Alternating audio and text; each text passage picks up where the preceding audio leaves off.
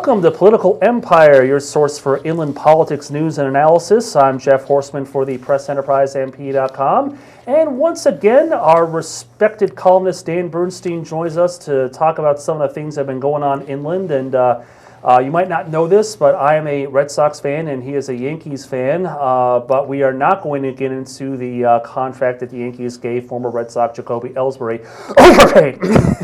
But welcome, Dan. Thank you, and welcome everyone from the Pinstripe Nation. It's a good day, been a good week for us. Yeah, who won the World Series last year? Anyway, on that note, let's start with the news recently that there was a $900,000 payout given to the former CEO of the Riverside County Hospital, Doug Bagley. The hospital, as we've reported, is losing $1 million a week. Right now it's staring at a $50 million shortfall.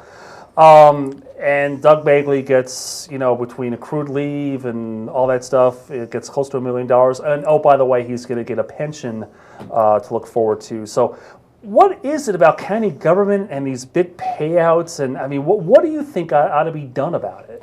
Well, I think that it's kind of business as usual. It seems like this has been the culture for a long, long time. And I don't really blame Bagley too much for it because he's just part of the system. The only thing that it's a little bit more than annoying that the county, in his case, seemed to be rewarding failure. I know there are a lot of reasons that hospital is in the shape that you just mentioned, but part of it has to be a management issue. And clearly, he wasn't up to the job. He wasn't doing the job. When they moved him out, they were going to soft land him as a kind of an advisor, a strategic advisor in the county executive office And fortunately, they had, I don't know why they decided not to, but it was a good thing they decided not to. But you come back to why the payout. Well, the payout is based on a lot of formulas that you've written in your story. He gets a pension because he's been here this long. He gets accumulated leave because they set a policy that people in the management can have up to 1,800 hours paid leave, and he's walking away with almost a year in paid leave. And then he gets what was the other big? He had a big ticket item. I think that the 401A 17. Oh yes, they. I guess it was a convoluted thing where the IRS said you couldn't calculate your pension based on a salary above a certain level. Right. There's kind of a cap on it, and so they're saying, okay, because it's that cap, we're going to make up the difference, essentially. Now, the county says that with pension reform and everything, that's kind of a thing in the past, except for, I think, about 20 or so employees, mainly doctors and psychiatrists. So, we have that to look forward to. But anyway. But again, these are sort of self-inflicted wounds that the county has done to itself.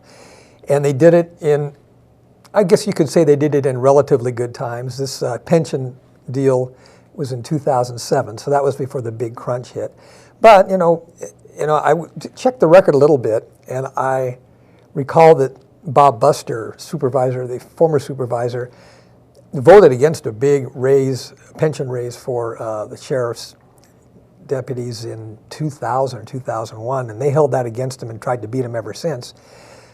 And I was curious how he voted on this pension increase for these select 17 or 20, and he voted for it. He voted for that formula. Kind of surprised me. Every supervisor who voted, all four did, one didn't, one was gone, voted for it. So the idea, the rationale was to kind of preserve the excellence and talent in recruiting this level of people. But that's a lofty theory. But when it comes to a case like Mr. Bagley, he wasn't that talented. Look what happened to the hospital. Yet, by their own rules, they have to give him this money. Same with the leave. I think, in a way, the county was a little bit shrewd this week. I think they really wanted to get this payment out in public. They had to do it, and I think they were tried to be kind of forthcoming about why they were giving him that much. Because, as you wrote about a couple of days ago, now they want to change the rules, and I think they wanted to kind of get some public outrage going, and then say, hey, wait a minute, this has gone too far. They won't blame themselves, of course, but they will try to now pull that back. But I think what it shows is, back to your original question, these payouts are something that the supervisors themselves, for the most part, have approved, and they're responsible for it. And now they're seeing that they made a big mistake, and they're trying to rectify it. Yeah, and it's something that is probably not going to be that easy to fix, because while they can make kind of immediate changes for certain groups, including the upper management, which tends to get the six-figure payouts. Yeah. Keep in mind, a lot of the county's labor unions all have policies about sick and vacation leave accrual.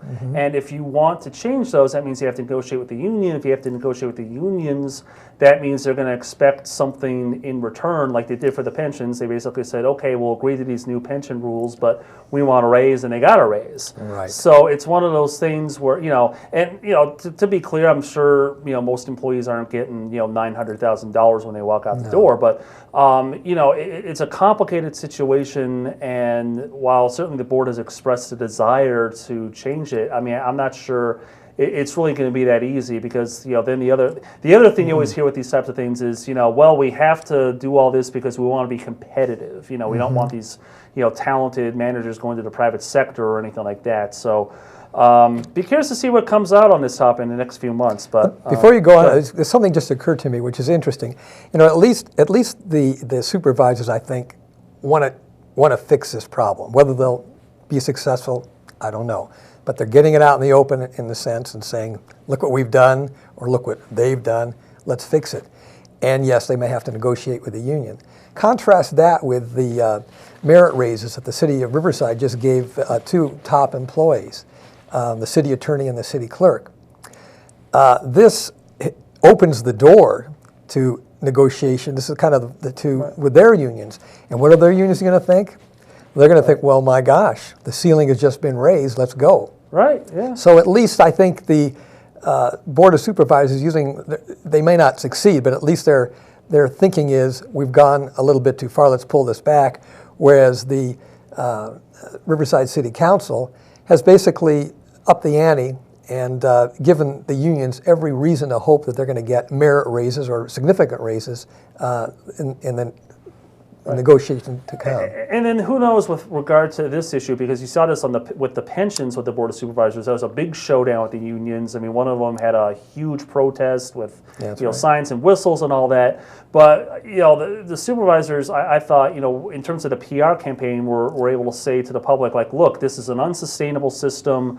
We can't afford this. This is why we need to do this. Even though, again, these are things that they promised in the context of collective bargaining and everything. So be interesting to see if they try to tie into that groundswell of, well, we can't keep giving these huge golden parachutes to people who are leaving. So this is why the public's on our side, or why the public should be on our side. If that becomes kind of a leverage point as they go about how to change this. And I think one more point. I think the public is basically on the side of more modest benefits. And then something else happened this week that I think adds to it. It's far away, but it's a similar situation as the bankruptcy in Detroit, where now pensions of public employees are very much in play, and they stand to be cut, from what I'm understanding, up to half.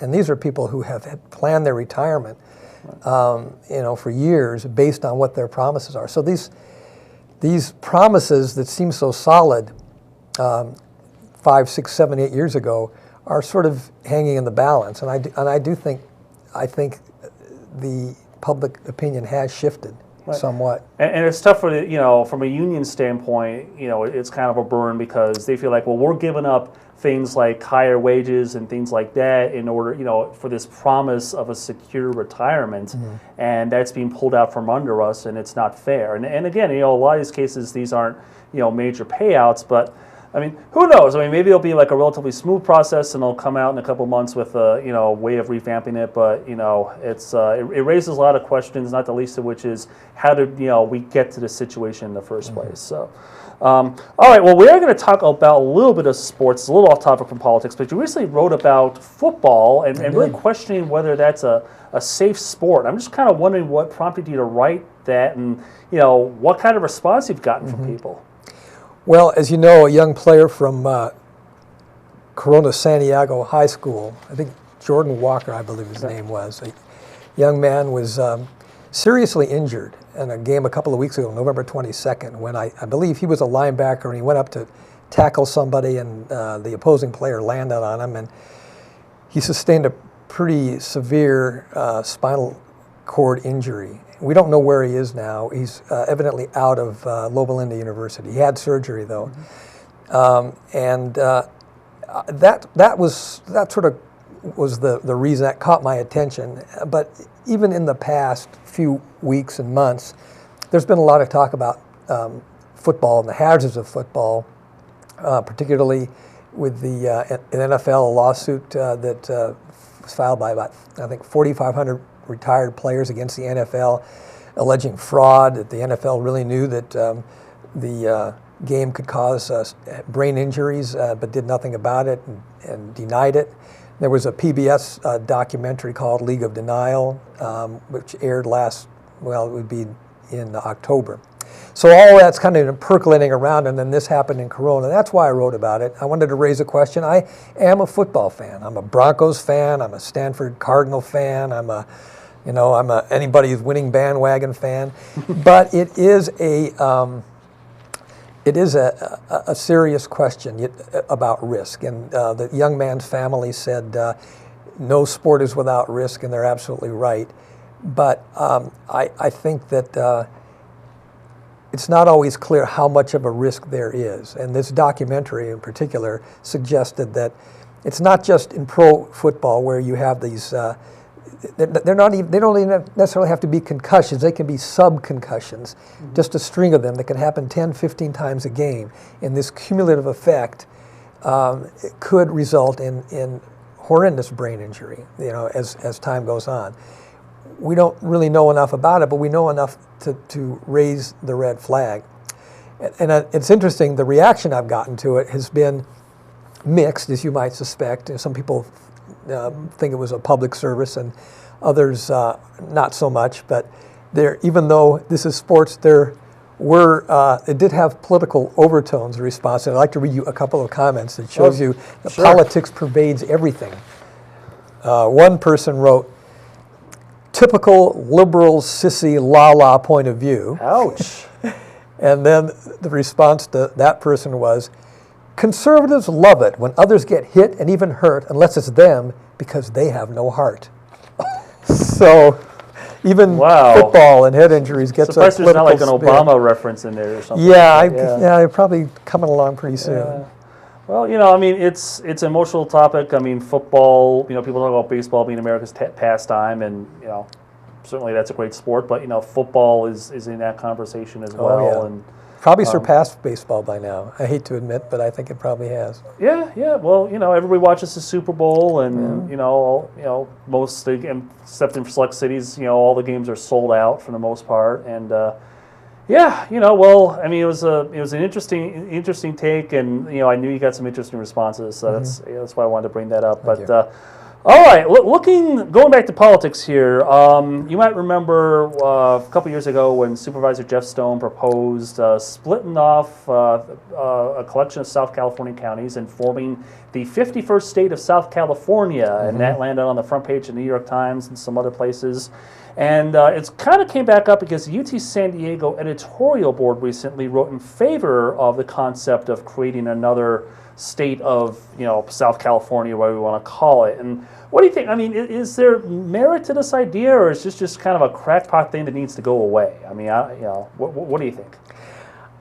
I think it's a crackpot thing that doesn't have to go away because it's kind of entertaining. But I think it's kind of a nut job sort of thing. I did speak to a county official months ago about Supervisor Stone's idea, and the way he put it to me was Stone kind of had a point, but it wasn't really the north-south split that kind of bifurcated California. It was really more the east-west split. You've got the kind of the coastal interests and then everybody on the inside.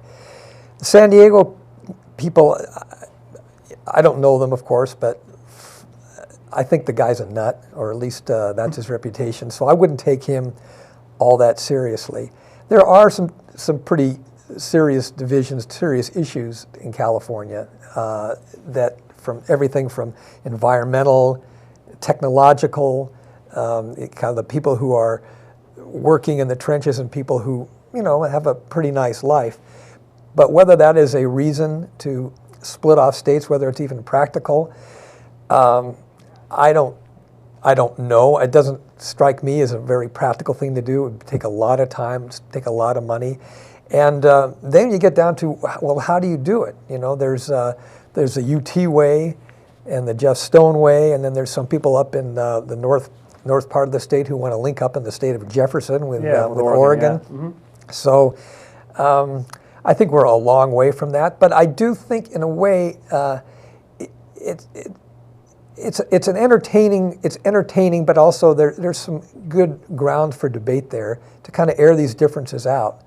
It's just one way. If I have a feeling that if the political climate and the politics on the ground in California were a little different, we wouldn't be having this debate. But right now, the Democrats dominate the state house. They dominate the legislature. And I think a lot of the disgruntlement comes from something like that. Yeah. Basically, what the Republicans ought to try to do is field more winnable candidates. And, I think these things do have a way of, the pendulum moves a little bit here and there, and I think they can get back in the game. Whether you have to sacrifice the state to do it, I don't think so. Right, and it's an interesting point too, because in the wake of when Supervisor Stone first suggested that, we've heard about in Colorado where there was even a vote among some counties to split off into North Colorado, and even in a place like Maryland, there was kind of a movement to kind of split off the western half of the state, which towards West Virginia, and have that. And again, the dynamic you find with all these is they're a place where maybe it's a Democrat or more liberal leaning legislature, and you have maybe more conservative, maybe less populated areas, kind of feeling like that they don't have a say, they don't have a voice, and so call it whatever you want. I mean, maybe to me, it's an example of the frustration that many here in inland and other parts feel when they don't feel like their interests are represented. They don't feel they have a voice. And I'm not arguing for or against them, but it's just it's another example. People talk about Congress being polarized. Well, that polarization can extend all the way to your local government. Okay, I think you're right. So. All right, so finally, we've been tracking what's been going on in Moreno Valley, as always, and the people who are trying to recall Moreno Valley Councilman Victoria Baca missed a deadline to submit enough signatures to get that question on the ballot. And as this is being taped Thursday afternoon, we still don't know what the status is of the recall petition against Mayor Tom Owens. Right. But given what's happened with the Baca recall effort, I mean, what does that say about the city's electorate or people's attitudes toward government in that city, do you think? Okay. Well, that's a good question. One thing about recalls that I believe is that they're tough. And they ought to be tough. It ought to be very tough to recall somebody from office, unless they're complete crooks, done something that have been proven to be crooked or immoral, and then it's easier case to make, and you can get them out of there. So I think the bar is kind of high with the signatures, with the exactitude that the city clerk demands. Even though I've made fun of her because she's a very nitpicky person, but she's just going by the law. I think that what this says is a couple of things. First of all, that the recall process is demanding. It's hard to get those signatures. It's hard to get valid signatures. The way I did the math, they kind of didn't turn the signatures in because they thought there were, I think, 500 signatures they couldn't verify, but really the net was only about 100 signatures short, if I'm correct. So that's close. What this tells me is that the citizens are engaged, and I think maybe they've been engaged for the first time in a long, long time. Don't forget, this is a largely kind of commuter community. It's kind of tough to keep up with what's going on and live your life and take care of your family and do your job and all that. But I think from what I gather, kind of the groundswell indignation about what's been going on in Moreno Valley, how it's been handled. I think there's more interest now in government and getting a good, clean government. And whether that translates into a recall, I don't know. We're going to have to see. A lot of times we can, even at the papers, kind of be involved in an echo chamber where we hear the same people talking time and time again, and ordinary people either don't know or don't care what's going on, or do know and don't think it's that bad. But I do think, just based on the mail I get and what I read in the paper and these efforts, and also based on this investigation, this ongoing investigation, where there seems to be a lot of smoke, if not some fire, that people in Moreno Valley want better representation. And they don't want crookedness, for sure, and so far we've got one person who's about to plead guilty to that. And they don't really probably care for the bullying tactics that some, including the mayor, have exhibited. And I think, but on the other hand, they do want more jobs in their city. More jobs in their city means they don't have to hit the road as much if they're good jobs. So my hope is that they're grappling with these issues, and that whether this recall campaign succeeds, whether they get enough signatures next time, who knows? But maybe they're paying more attention to what's going on in their city, and that would be a victory, I think. All right. Well, Dan, thank you again. Really appreciate it. We'll try to get you on before too long to talk about, again, everything that's been happening in the Empire, politics and otherwise. So appreciate having it on, and thank you, as always, for watching Political Empire. We'll see you next time.